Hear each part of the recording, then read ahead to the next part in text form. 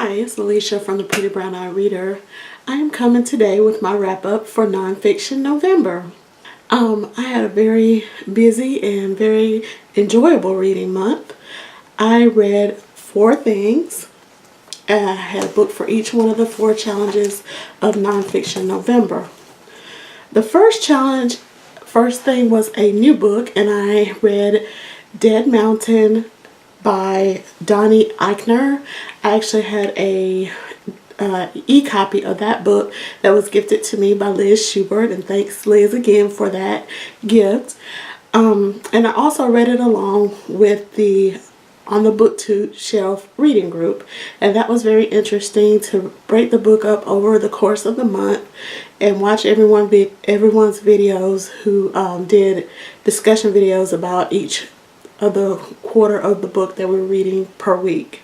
The book is about a set of hikers who become deceased on a Russian mountain known as Dead Mountain, and it has always been a mystery as to what happened to these hikers, and the book explores the investigation back in 1959, as well as throughout the years the theories that people have put forth as to what happened to these hikers.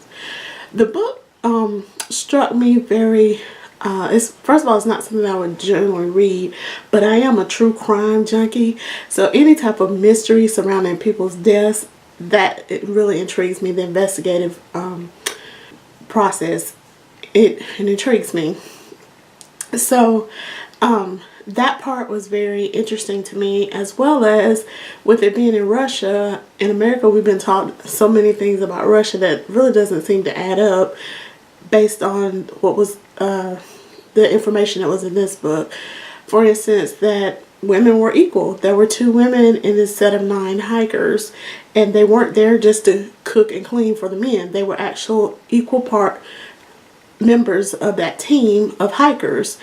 With Russia being a socialist nation, we've often been taught that that was such a terrible thing, but they were all in higher education, and they had standards on how to do hiking, and you would get certifications based on the difficulty of the hike that they went through. So for me, it kind of revealed some things about Russia that I didn't really know. So I really enjoyed that aspect of the book, and I encourage anyone to read it, especially if you love a good mystery, trying to figure out.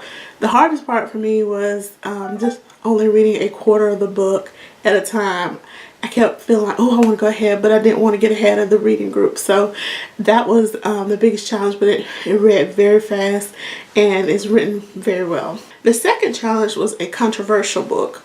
I chose my book club's selection for that challenge, and we read the book Go Gator and Muddy the Water, and it is a collection of writings by Zora Neale Hurston.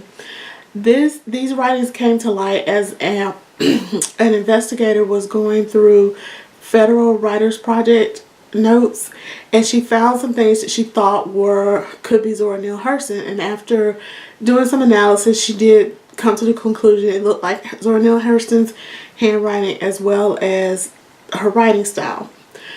But in addition to those never before seen writings from her work, from Ms. Hurston's work with the Federal Writers Project, she also did a biographical essay on some of the things that Zora Neale Hurston has said about her life throughout the years, especially in her autobiography, Dust Tracks on a Road. And it seems that Zora Neale Hurston was a wonderful storyteller, including the story that she told best was her life. Many of the things that she said in her own biography were not true. After research, especially with family documents, things. For instance, she wasn't born in Eatonville, Florida. She was actually born in Alabama. And she was born approximately 15 years earlier than she told everyone. So these types of things she kind of rewrote in her own biography. So I thought, well, but anyway, my book club, we discussed everything that was in the book. It was also our holiday and end of the year celebration, so we had quite a laugh at We all agreed that Zora Neale Hurston is one of the best writers out there. We just didn't know how well of a writer she was until we picking apart her biography. But also in this book, she includes the some of the unpublished works that were in there were some work songs that she collected at turpentine camps when she was in the Federalist Writers Project, as well as folk tales including Go Gator and Muddy the Water. So if you're a fan of Zora Neale Hurston, you should pick it up. But the reason that I thought it was controversial because it's not these notes from the Federal Writers Project were not signed Zora Neale Hurston, so we don't know exactly if they were her, but just based off of research, we can pretty much, the editor was able to narrow it down that these probably were her writings. Okay, the next category in Nonfiction November was an important book, and for that I read Black Pain by Terrie Williams. I did this as a buddy read with Secondra Beasley. Thanks, Secondra, for reading this along with me. A little bit of background about the author of Black Pain.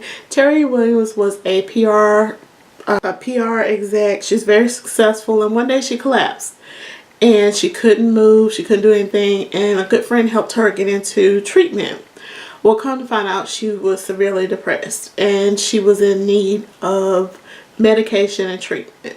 In 2005, she shared her story in the Essence magazine, and she received thousands of letters from women, men all over the world who are of African descent and were struggling with this issue. And she felt like, why not investigate it further and put it into a book? So in Black Pain, she discusses depression and mental illness among African Americans specifically. And some of the things that the topic, she talks about depression in women, depression in men, depression in youth. And with the youth, she talks about two things that lead to a high level of depression amongst African Americans, and that is the language being used at home can often trigger depression, because if they're not being taught to in a positive light or having negative things constantly thrown at them, African American youth do tend to develop depression earlier. Also, being in predominantly white environments can cause high levels of depression amongst African American youth, because the pressure of having to conform as well as being above their white counterparts just to fit in, it is unbearable, and it leads to high levels of depression. Another thing she talks about is depression amongst the elderly, and it's something that can cause the whole body to break down, and we don't talk about that very often amongst elderly people in general, but especially among African Americans.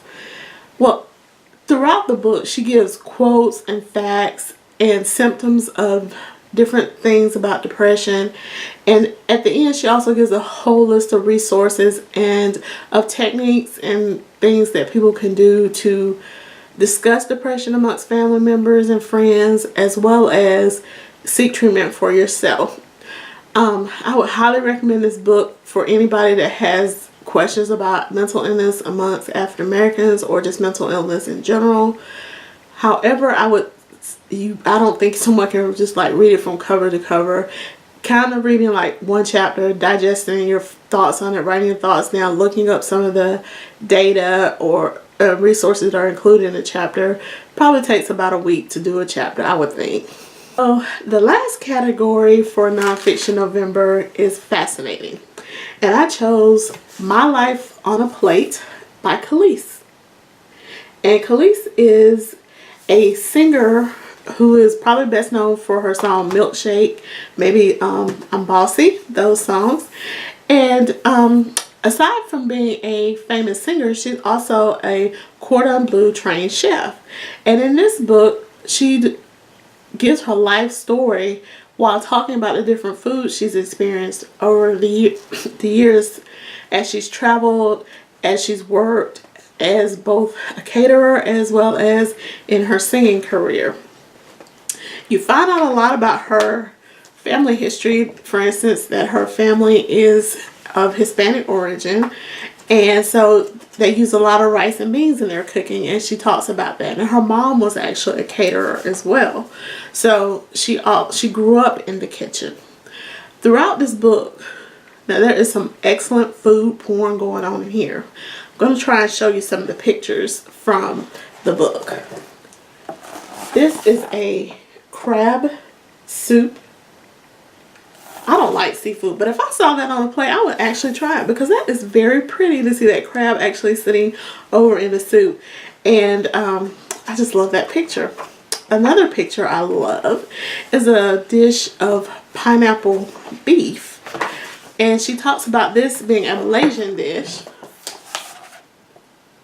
Isn't that pretty? That's a beautiful picture. Well, anyway, so this beef is served over in a carved out pineapple. But in that story, she talks about as a teenager, she was working in a Malaysian restaurant. And less than 2 years later, she was in Malaysia performing after having signed her record deal. And so it just shows you the circle of life and how things go so fast. And just always keep following your dreams. You never know where they're going to lead. The last picture I want to show you is some donuts with pomegranates on it. Those are just so pretty.